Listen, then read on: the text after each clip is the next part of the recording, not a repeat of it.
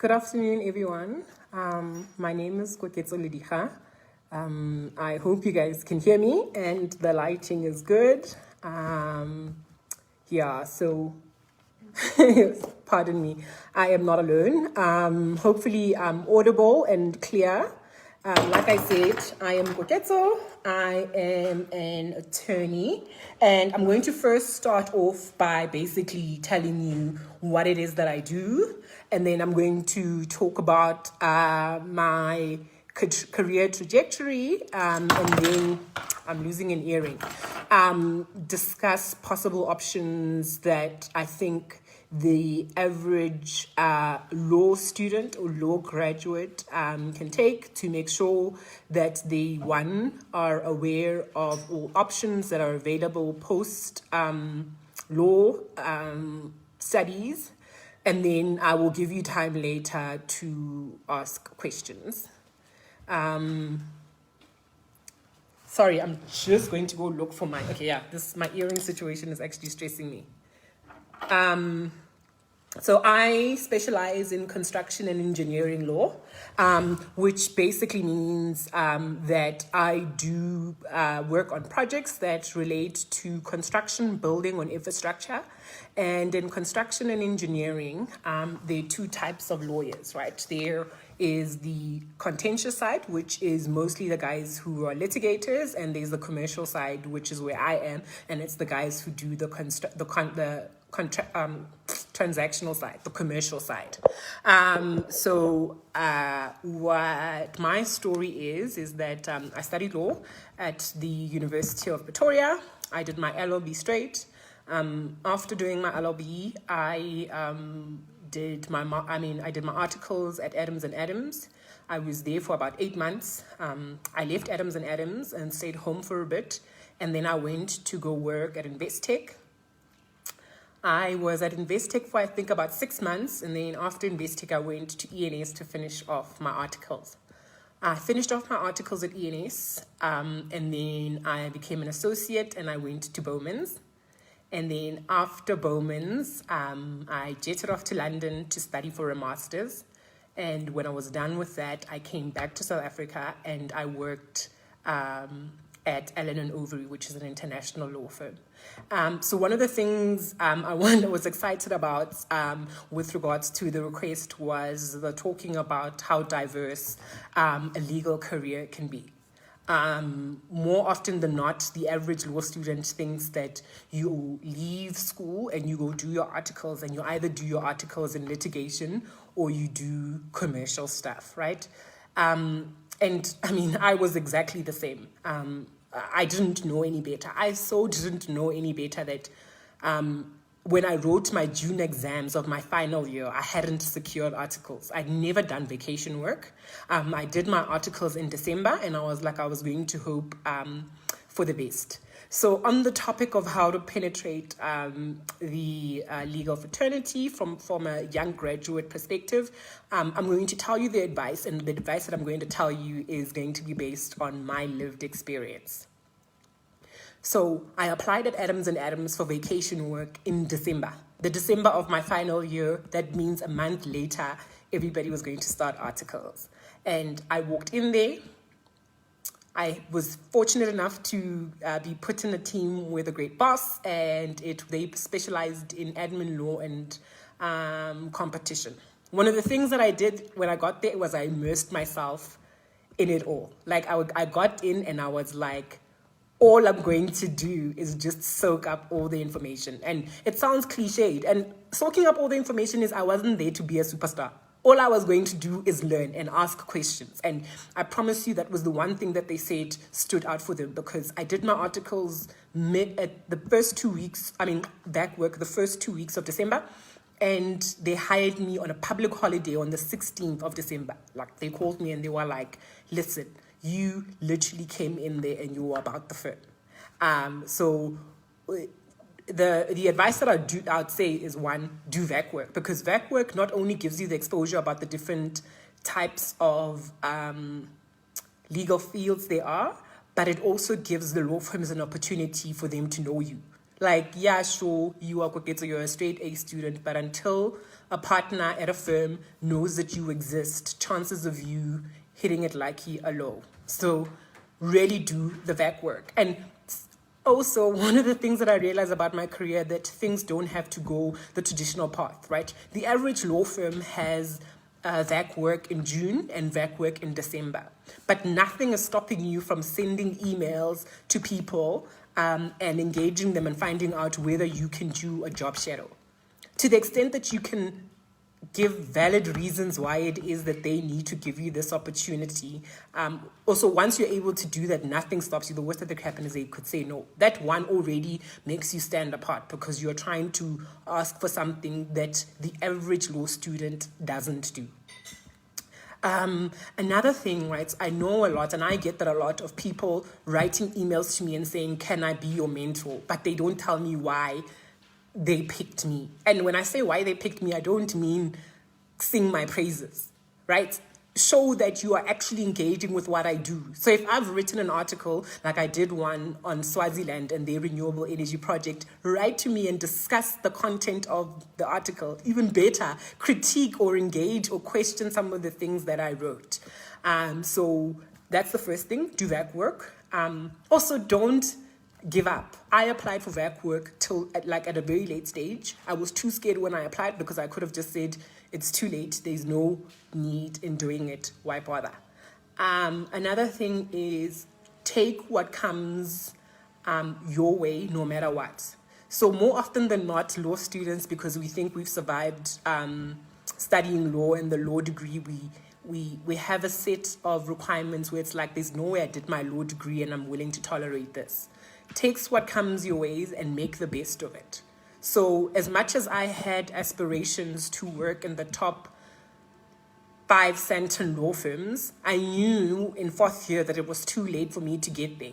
So I only got one offer, and that one offer was Adams and Adams, where all my friends went to Sandton. I could have just been like, you know what, Adams and Adams is not good enough. I'm going to wait 1 more year and then I'll apply to the Sandton law firms. I took what was before me. I went in and I gave it my best. And with regards to, oh, hi, sorry, I just saw a comment.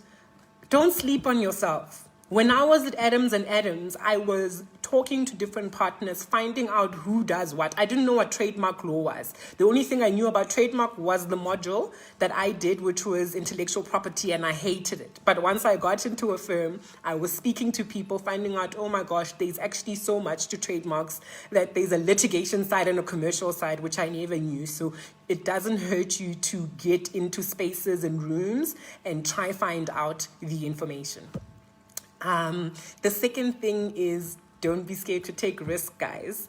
When I had to leave Adams and Adams for personal reasons, and I went to Investec, and I was a banker. No one, everybody was just like, why on earth would you want to do that? But in my world, I got an offer to be a banker, and I was thinking, in Investec, there's a legal department and they need lawyers. Nothing stopping me from coming in as a private banker and then finding out what it takes to get into the legal department and get in there. So I did all my research in relation to what it takes to be a private banker, and I did my interviews and I got in. And once I was inside Investec, my aim and my goal was, how do I get to the legal department, because I am a lawyer. So the average lawyer would be like, why would you even bother taking that job, because it has nothing to do with what you studied. But I went in there, took it as an opportunity. And because I went to Investec, as a personal banker, I got introduced to a completely different field that I didn't know of, which was construction law. I didn't know that construction was a thing. I didn't know that project finance was a thing. But because I was at Investec, I found out about these 2 fields of law, and that alerted me to the particular departments at ENS. So when I applied for articles, and they said to me, so I applied for articles in, I think, about February, and I was applying for the following year while I was at Investec. And they came back and they were like, listen, we know you want to come the following year, but there's a department right now that specializes in construction law. Would you be keen to interview? In that moment, I responded very quickly, and I was like, Absolutely yes, because I know that there is such a field. It's called construction and project finance, and I'm going to go in. Researched it, and I also I got the benefit of knowing the practicalities because I was at Investec, and we did the finance of these type of projects. Once I was at ENS, so oh my gosh, on the penetration, first win from my perspective is to get into a law firm that doesn't do rotations. It may seem like it doesn't make sense because you don't get exposure to all different fields. But the truth is there's no such thing as falling in love with a particular field. What we learn in varsity is not the real law that happens on the ground. Because the real law that happens on the ground, if I had to go with that, I wouldn't be doing anything commercial related because I didn't like them, right? So the average law graduate doesn't actually know what law they like. Field of law they like. They know what subject they enjoyed. That's also influenced by how good the lecturer was, how easily digestible the textbook was. Go into articles as a blank slate. You're a clean canvas. Get into any department and get to know it because the law is what it is. The best experience in an article is who your boss is and the exposure that you get. It has nothing to do with your field of law.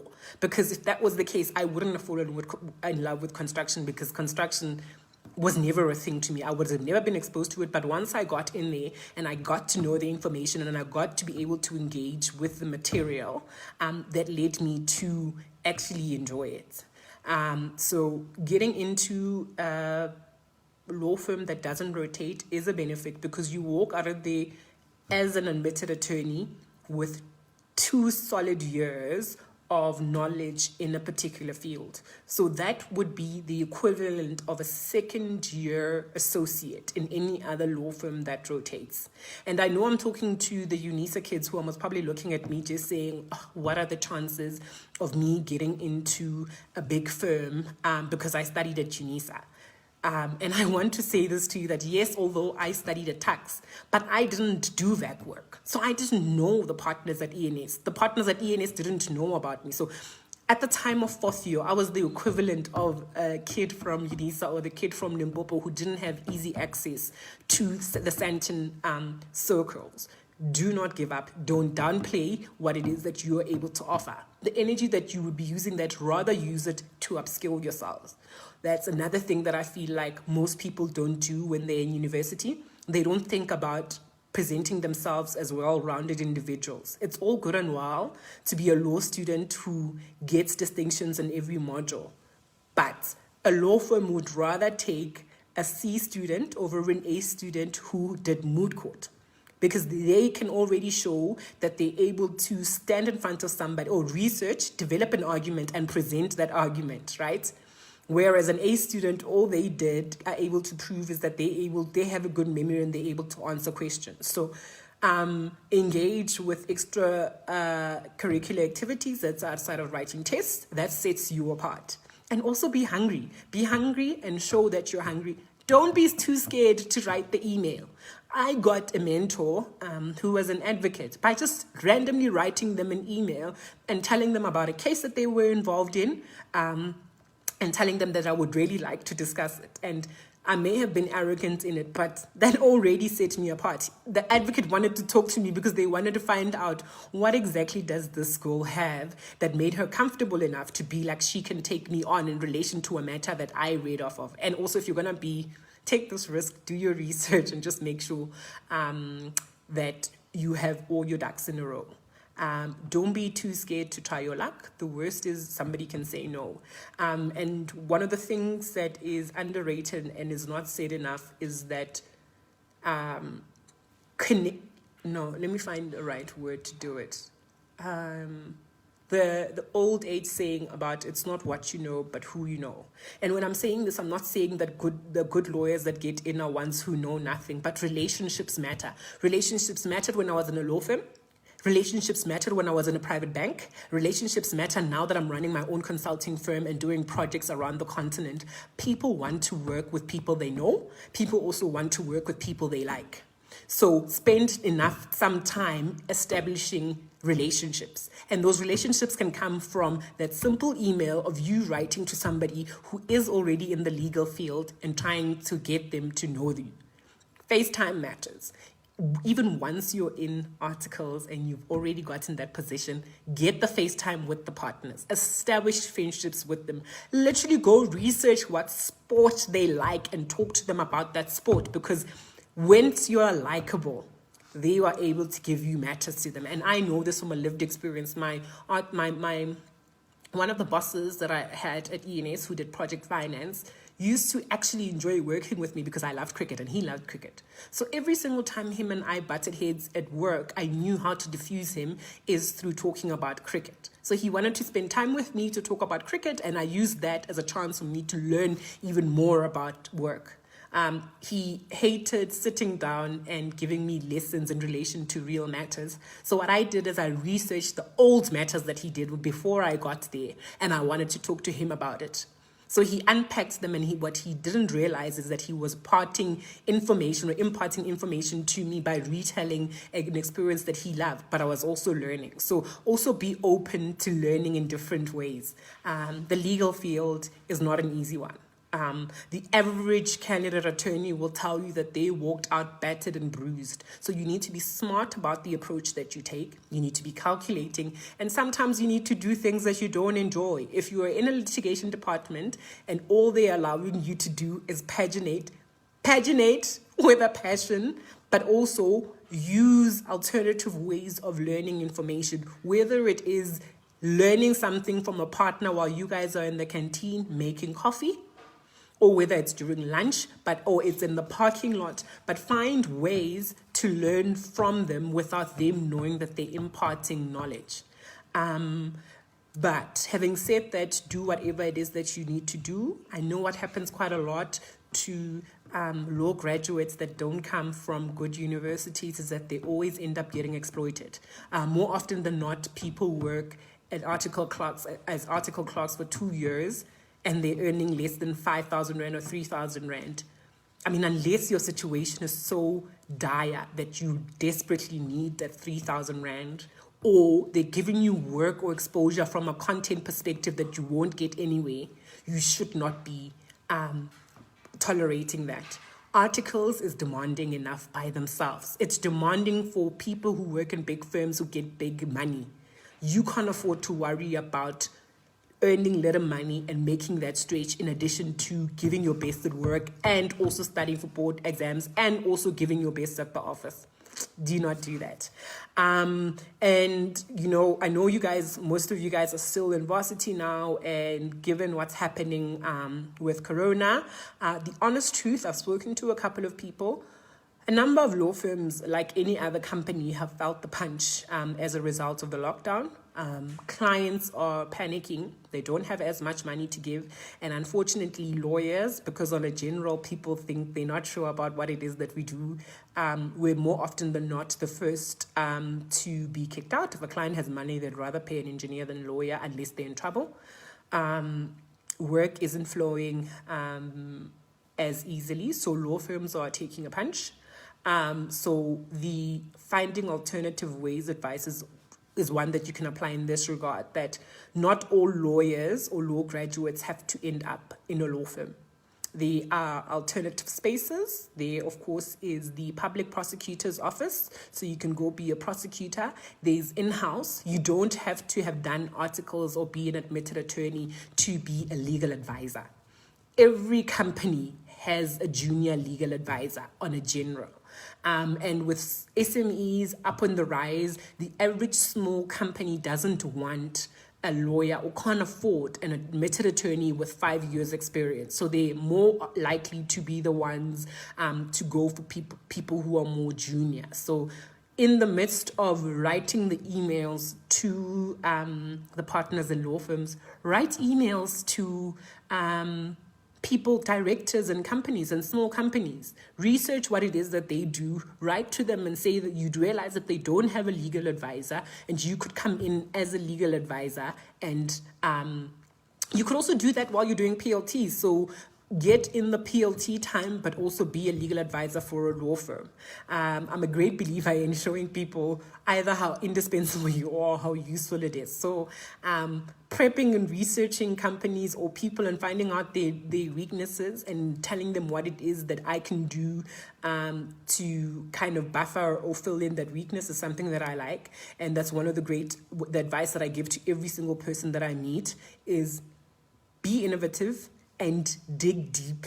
The effort and the energy that we generally use to find out about our current boyfriends or girlfriends, exes, use that to dig deep in relation to companies. SMMEs are the biggest win. Small companies that don't have legal departments, you can research what they do, find out which field of law which relates to their everyday way of doing, write an email and present it to them. So, like I said, public prosecutor's office, being in-house legal counsel, you either go to a law firm, you also can go to the bar. So most people are too scared to go to the bar because they don't have the networks, but should push come to shove, go to the bar. And the bar is wide. There are so many different fields that you can do both as an advocate, as an attorney. So the mistake that the average young graduate makes is not researching how vast the law is, that there are more than enough legal fields than the average ones. Company law, yeah, sure, it's great. Criminal law, yeah, sure, it's great. But today, they are the most exciting days. TMT, which is technology. My friend specializes in that. She went from working at ENS and she's now at Nedbank as an executive because she did something that none of us knew existed when we were in varsity. Construction law is another one. Construction is vast. You can be working in an engineering firm. You could be working for the government. You could be working for yourself as a consultant. You could be in a law firm. Another interesting one that my friend told me about is sports law. I didn't even know that sports law was a thing. There are actually people who specialize in sports law, who you end up being agents for sports players, which the Americans do without a law degree, but in South Africa, that's the way of doing. So what I think actually that's the first step to doing what my topic is infiltrating the legal fraternity, is literally Googling everything and anything. Pick 3 firms, one small, one big, one medium.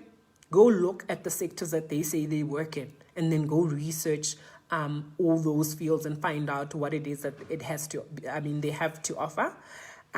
So yeah, the advice is back work, get FaceTime through cold emails. Sometimes you even need to persist. Like, don't bug a person, but don't just send one email and say it's not going to work. Send the second one. Alternate, like trying something different, not always waiting for VAC work. There's also options of job shadowing. Not following the traditional of trying to do articles. And if you finish law school and you don't get articles, there's always law school. So during that 6 months period, which is the equivalent of 1 year of articles, quite a lot of the small and medium-sized firms like that, because that means that you only have to do 1 year of articles before they get to charge you out as an associate level. Another thing that the average lawyer doesn't think about is the international market, which I also didn't really think about. It took going overseas to London to study my master's for me to realize that the international market is hungry for lawyers from the continent, especially spaces like the UK, Australia, New Zealand. And now Asia is coming into it. But those ones, they also, because we are common law, it gives us the added benefit because they don't actually have to teach us a completely new legal framework or legal system. So they're always looking for South Africans or African qualified lawyers because we also are a cheap rate for them.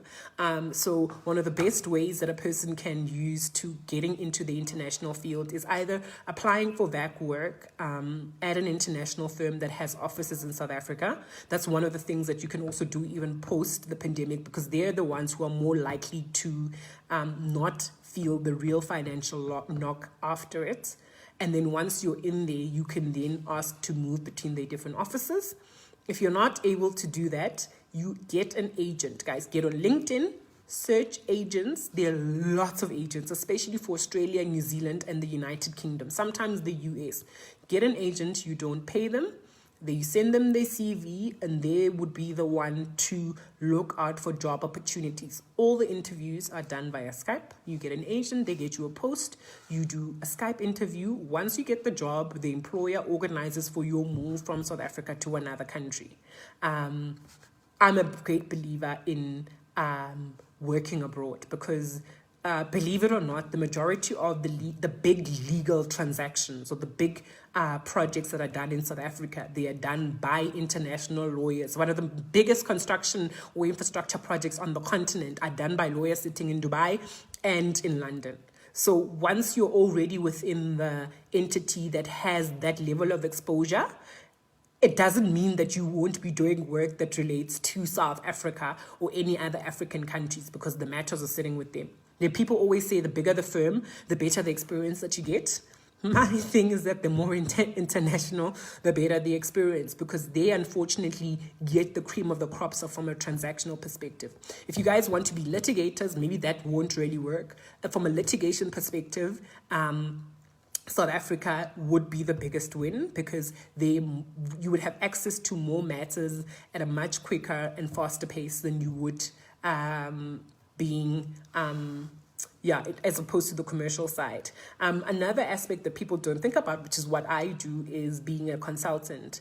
Where there's a move in the general or global legal fraternity to use consultants as a form of cost saving because they don't have to carry the overheads of getting an admitted attorney in-house come in every single day. So they rope lawyers that specialize in specific fields as and when they need them. Different firms, even South African firms also do that, although they want people with a bit more experience. So you would have had to have done articles, have to be admitted, and have at least 2 or 3 years of experience. So 2 or 3 years would be in niches, and then a bit more in general things. Yes, because I'm giving you guys interesting information because I didn't want to bore you guys with typical information that you would learn. Just generally can read from a book form, but I want people to be smart about how they approach this whole law thing because the law game is hard. The law game is hard for rich white people who know people. So I can only imagine about people without the resources, without the network, and without the exposure. And exposure is the most important thing. And if you don't have somebody plugging you in and giving you that information, then you need to go find and expose yourself to all the different options. Like I said, Google different fields. Go Google what partners are doing. That one of the things that I also found interesting is that local partners go to this conference called the IBM. So once a year, all lawyers around the world meet in one particular country. And when the lawyers that we look up to as the greats also have their lawyers that they look up to as their greats. So if you find a particular lawyer or attorney that you look up to, what you can do is go research who the great internationally is in relation to that field. And then go find out what they're doing, and in your email you can bring in the information about that great and what they're doing. Somebody just said, I love traveling, and I noticed from your Instagram that you do a lot of traveling. So I also love traveling, and that's the smart about how you do the law thing in me. So after I did Ellen Ovey, so Ellen Ovey had offices around the world, right? And I was able to travel to Prague and work in the Prague office where I didn't have to take actual leave. They would just be they have a plug and play system where anybody from around the world, if you find yourself in a particular country, you can clock into the office and work from there. And I loved that. I was just like, oh my gosh. If I happen to be on holiday, I can just take 3 days of leave, and then the other 2 days I'll go into the office. So they'll just be like, it's not leave, clock into the office, but you just need to get yourself there. So after experiencing that and working from an international law firm, I've always known I wanted to do my own thing. I decided, you know what, I'm going to start my own, not law firm, consultancy firm, because there was more flexibility in relation to doing work on the continent. So I started the consulting firm, and because I do construction and infrastructure, the rest of the continent is booming from an infrastructure development perspective. I did that, and again, Google was my friend. I researched what projects were happening, who was doing what. And the one time when I was in London and I was at a conference, I met someone who does oil and gas. Luckily, they came up in my Google searches of a project that I was looking into from an infrastructure perspective. After that conference, I researched this person like crazy, sent them an email, and I was like, you do oil and gas, I do construction. I saw that you did this damn project and you started your own consultancy firm. I really want to know how you did it. Not because, towards the end, I was like, I'm not asking this question because I want to work for you. I'm asking you because I want to be your competitor. So when you respond, please remember that. And of course, that stood out for him. We started talking. He did oil and gas. So I was like, I don't want to encroach on your field and I don't want you to encroach on mine. So can I then, whenever you have construction work, consider me? And that's what he did. He started feeding me the construction aspect of the oil and gas space. And there's no way for me to do work on the continent without FaceTime. And because my entity is so small and it's just me, I always have to be the one to travel. So to answer your question, Kagiso, how do I travel and still be a lawyer? One, I took the non-conventional approach to being law, which means I'm a consultant, but I still offer legal services, and I offer them on different projects around the continent. And most of the time, I need to be there to negotiate. So that's how I've managed to travel. For fun, because my Instagram only shows the fun stuff. But every single time I travel for work, I always leave extra days for the Instagram life. So I always just make sure that if I'm going to travel for work, I'm going to leave a couple of days. And the benefit of working for myself means that I can have those couple of days. When I used to work for a firm, it'll always be after work. That's when I could travel and take the pictures. Another thing, right, that a lot of people don't think about, like I also have lots of friends who are trying to start their own thing, starting to start their own law firms. But what people don't think about is collaborating. You don't have to start a firm and be able to offer all different departments. So a small black firm can exist without having company, corporate, commercial, litigation, insolvency, tax, and whatever. You can just focus on one particular niche and collaborate with another friend who also has another law firm. And so all together, you end up building a network. And a friend, I know a few people who I've worked with that to just be like, you do this particular field, I do this particular field, let's come together. Whenever you find a client that wants construction, you bring them to me. Whenever I find a client who wants to do tax, I'll bring them to you. And that has really worked. So one of the ladies that I worked for at ENS, her greatest advice is, but it's usually to women, is hunting in packs. And I really, really, really am a living testament of how hunting in packs can work. The senior lawyer who works in oil and gas, that's exactly what I said to him. Or I was like, I don't want to work with you. I also don't want to come into your space and steal your information because you're the oil and gas guy. I want to be the construction guy. Can we work together? So yeah. And then another thing is the advice that I'm going to give you, if you're going to go on your own, it really does take money to make money. It's one of the lessons that I didn't learn until I was within the thick of things of running my own consultancy firm, is that in business, people want to be smoothed, people want FaceTime. So I've had an instance where I had to fly to like Angola to go meet somebody who thought they could give me, or who wanted to give me a project, but they wanted to get to know me first. Didn't get it, but I still went there. So I took a financial knock in relation to the cost of flying there and staying there. But it was a risk worth taking, because the other times when I've flown somewhere, it has worked out. And when I was starting off, because I knew I didn't have clients, I wouldn't get clients from the get-go, is again an alternative way. I used to research different conferences. So I would find out what conferences there are in infrastructure or construction, and I'd write to the organizers and ask to be a moderator. And I've gotten like more than 3 from that. Random email. They don't know me. I send them reasons why they do. I send them my email, my CV, and I tell them about my consulting firm, and I'm like, I'm willing to do that. And the benefit of that is that I've shared stages and panels with like like the greats. I think there was one where I moderated a panel on financing of infrastructure projects, and it was the heads of departments or executives from like R&B, Nedbank, and the likes. And already just that picture of me being seen on that stage, that already puts me across as a thought leader. It only takes just that one, and then from that one, everybody assumes that I'm this expert, and then it keeps rolling from there. So yeah, sometimes it takes hard work, but more often than not, it's hard work and luck and just giving it a shot.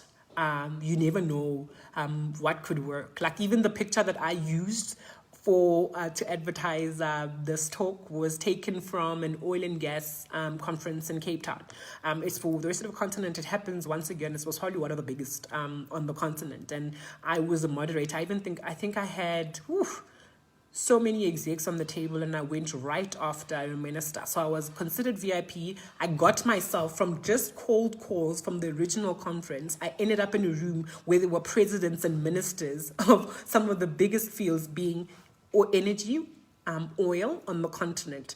And from that moment, I remember sitting there the night before I actually got to the conference, and I was like, I have one chance at this. Once I got to that VIP room during lunch, I was talking to everyone and anyone. And I took my one friend because I got a +1. And I remember she said to me, she was like, why are you wasting time talking to people about the schmussy stuff? Because I was asking, oh, what do you do? Where do you live? What does your wife do? Your kids? And she was like, why aren't you talking about work and giving them your business card? And I said, one of the things that my mentor, who was the oil and gas guy, said to me was, people treasure relationships. So get there, go find out what people are about, and make them feel like you like hearing their voices, and they will want to work for me. So yes, I see now they're telling me that I have gone over my time. So I just want to find out whether anybody has any questions.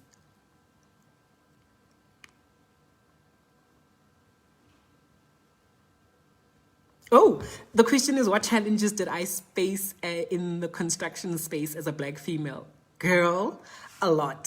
So I did construction, pure construction at ENS, and I also did construction in project finance in 2 different departments, 2 different partners. One was a female Indian, and the other one was a male white man. The challenges that I found on a general that every lawyer finds, because construction, right, in order for construction projects to be produced, they need lawyers and they need engineers. The lawyers do the actual clauses and the engineers do the schedules. No construction contract can come about without those 2 people coming together, and sometimes the finance people. Biggest challenge is that the engineers always think that they can do our jobs. So you walk into a construction space already knowing that the engineer won't respect you. The engineer will feel like they can do their job. And this comes from back in the day. So the majority of the standard form construction contracts are drafted by engineers. Background, so in construction, there are standard form standard form contracts. And I think most regions, including in South Africa, we also have our standard one, and it's called the JBCC. It's a standard contract. It has the standard clauses, and then when you buy the actual standard contract, and then for your project, you amend it to make it project specific. They have that in France, and then you have the global ones called the NEC. Funny because NEC, there is FEDIC. So those are the 2 things. The committee that drafts those standard forms are engineers. So the engineer on the ground already feels like he doesn't see the need for lawyers, so they don't take you seriously. And of course, being Black and female is people thinking that I'm the secretary, or I'm just there to take notes or there to offer them tea. The biggest benefit is I was lucky enough to work with partners who made it clear that I was there to do the work. But my friends did is they had a conversation with their attorney, their partner, to be like, I'm young, I'm female, the world that we live in. So please go out of your way to make it clear to clients that they need to respect me. It's a difficult conversation, but it made her life easier. So you don't raise it in a fight situation. Sit them down over coffee and just say, listen, in order for me to do my best, I need clients to know that I'm an attorney and I'm not just there to just bill. And then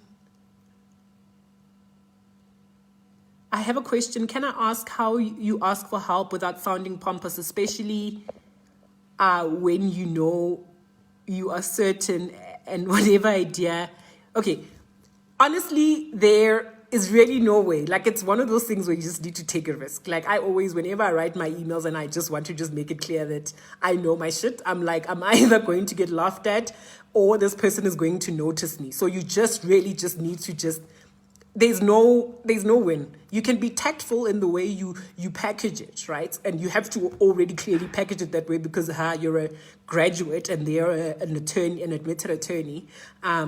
But I strongly believe that it's always better to come across as clevernyana or as somebody who doesn't believe in themselves.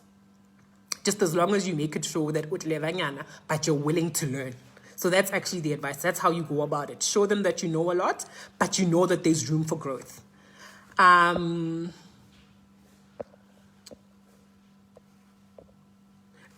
just asked me, do you think it's possible for a lawyer? Is it possible to be a lawyer and a bikini or lingerie model at the same time without painting a negative picture on myself to potential employers? Honest truth, no. The legal fraternity is really hard. They not no, especially the big firms would want to be able to do that because unfortunately sometimes clients Google.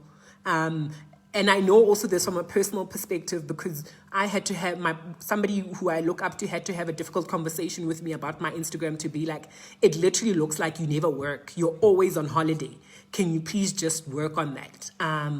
Once you're in a firm, you're a representation of the firm. Everything you do or say is a reflection or can be made a reflection of a firm. So I would say don't be a bikini model. I mean, you can be a model, but don't be a bikini model. And whatever you do on the side in relation to law, law is a jealous lover. Law is a jealous and demanding lover. Whatever you're going to do on the side, you always have to make sure that your partners and your firm know that the law comes first. Like, go out of your way and be intentional about making that clear. The next one is between small firms and big firms, which one can be more beneficial to a candidate attorney? Both. The biggest risk is who you end up with. So isn't the partner that you work with, they're the ones who can either make or break your career. So even in a small firm, if you have a great partner who believes in you and wants to expose you to different things, it'll work. You could also be in a big firm and have a partner who doesn't take you seriously and not give you work and walk out of articles without knowing anything. So rather focus about the individual you end up with instead of the firm or the name that you end up with. Don't get me wrong, the name matters. It looks great on my CV. I've hopped around between law firms, but the reason why I was able to hop around without people holding it against me was because I've hopped around between big names. So yeah, the only thing that differentiates the two firms in a beneficial way is the money. But what matters is who you end up with. Another thing that you can also do, guys, is go look at who they passed. So right now, if you are going to do articles in a year or 2 years' time, go to the firm's website right now that you want to work with, go take down a couple of names of their candidate attorneys or find out who their candidate attorneys are. And in 2 years' time, when you want to go there and those candidate attorneys have left, call them and ask them what their lived experiences are. And somebody just asked me what oil and gas entails and how big is it in South Africa. So oil and gas is not very big in South Africa. I think in South Africa we have 2 medium-sized firms that specialize in oil and gas and the big firms who also specialize in oil and gas, but the real work is being done by the medium firms over the small firms. So if you want to go to oil and gas, the big firms aren't the place to go to. There's one in Cape Town and there's one in Johannesburg. And what exactly it entails, long story. Oil and gas can be different things. It depends where you go, where you work, and which is upstream or downstream, whether it's the actual extraction of it or is in relation to the sale of it. And the majority of the lawyers do the transactional side of it. So the development of it. So when an oil rig is about to be developed, so a new country like South Sudan, if they've depleted a particular area where the rig was and they want to establish a new one, they usually tenders, issue out RFPs, and oil companies tender for it, and then they get a license and then you go dig. It's more actually like mining. So oil companies would usually have lawyers and the government would have lawyers that draft the different contracts. And then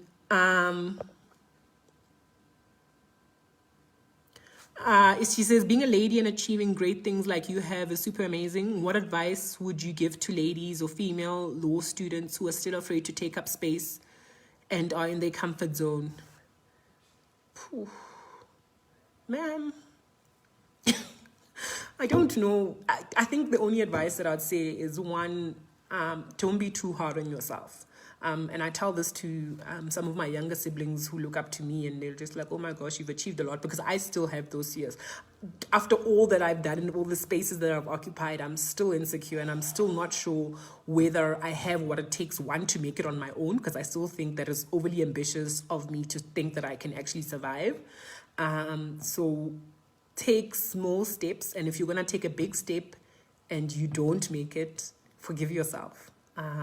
You don't have to take over Rome or Greece in one day. And also, as a female, be prepared.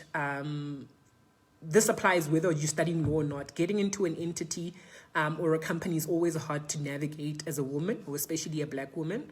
The male and female relations in corporate spaces are hard to navigate.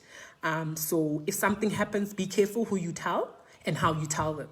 And this is honest truth, and might just come back to bite me. But from a commercial perspective, a firm would sooner side with a partner who brings in money than a junior who doesn't. So whatever decisions you make to navigate those spaces, never forget that. And then, what's the one thing that you wish you knew whilst you were a student that you found has helped you tremendously in shaping your career? What's the one thing I knew? You are disposable in a law firm. I wish I knew that. As much as you think you're special and you're great, a law firm can replace you within a matter of seconds. And that, for me, is something I wish I knew, because it benefits me in two ways. One, I stopped feeling guilty when I wanted to leave, because law firms, when they're tired of you, they will fire you and replace you, and life will go on. And another thing is that I then learned not to take things personally. So even if in an instance where things doesn't work out in a firm, I didn't make it about myself. It's just like, the relationship doesn't work. This is not a reflection of what it is that I can do or what I have to offer. Just move on to the next thing. Yeah, I think I've answered all the questions. So I'm going to wrap it up with, it's never too early to start doing the research. It's never too early to start applying. And it's also never too late to start applying, because I'm a great example of a always too late. I'm literally been late for everything. I applied at Emrems and Adams in December, and I started working on the 2nd of January. I applied at ENS in February, and I started working in May. I applied at Allen & Overy, an international firm, in May, and I started in June. So take the risk. Take the risk, just don't be stupid about it. And if you fail, learn the lesson, please. So yeah. Somebody was like, this is amazing. Yo, you literally poured yourself out. Thank you so much. That's actually one of the things that always counts in my favor. So I bring this kind of authenticity and like pouring into interviews. And that ends up charming the people on my panel, because they're just like, sheepers, like you are actually like giving it your all. And if you can give it your all in relation to an interview, which can be mechanical, what can you do in the space of work? Can I tell you an actual funny story about how ballsy I am? And I really have always been. When I went to my interview at Bowman's, I wore bright blue. I wore royal blue and a bright yellow top. I remember walking in, and it was a panel of about 6 people. I saw their faces when they saw me, because they could not believe that this young girl who just finished articles came to a law firm not wearing all black for an interview. That's not what I'm saying you should do, but I did that. And because the approach and the type of person that I am is all in, not going to do the conventional things. Every firm that I work at Adams and Adams, I was known as the girl in high heels. I was always in heels. I got flack for it for a while. But yeah, that was just me, because I was like, I'm going to stick to it. I love heels. Whether people judge me or not, whether they think I'm an airhead or not, I'm going to see this thing through. So at my interview, I wore bright blue and yellow, And what did I do throughout my time at Bomas? I wore bright colors. And nobody ever picked a thing because I became like that, and that is how I was. So yeah, thank you very much for sticking in. Oh my gosh, I actually came with this and I was going to show you the Bible. So if you ever get to a library and you want to read up on stuff that relates to construction, this is the Bible for construction law. It's called Keating on Construction Contracts. We actually have a duo of Bibles. There's Keating on Construction Contracts and there's Hudson on Building Contracts. I'm not rich enough to afford both of them because they're quite expensive. But should you want to write a paper or a dissertation on construction, this is the book to get in the library, Keating on Construction Contracts. There's also a South African version, which is called Mackenzie on Building Contracts. So Keating on Construction Contract, Keating was a British lawyer and an engineer, and he's the one who wrote the Bible. In South Africa, the South African Bible is called Mackenzie on Construction Contracts. That's what you can read on, that will let you know about all the judgments or case law in relation to construction in South Africa, but it will also help unpacking what the field is about. I'm also going to ask the exec, Kagiso, I'm going to send her an email of 2 articles. One that I think helps to unpack what oil and gas is, and another one that helps to unpack what construction law is. So to the extent that you guys want to read up more on that, you can go and find that out.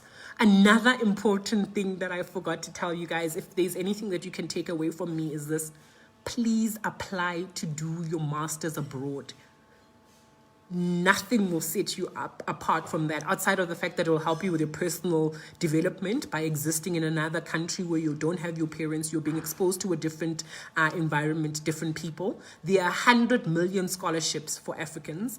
One of the most basic websites that you can go to is opportunitiesforafricans.com.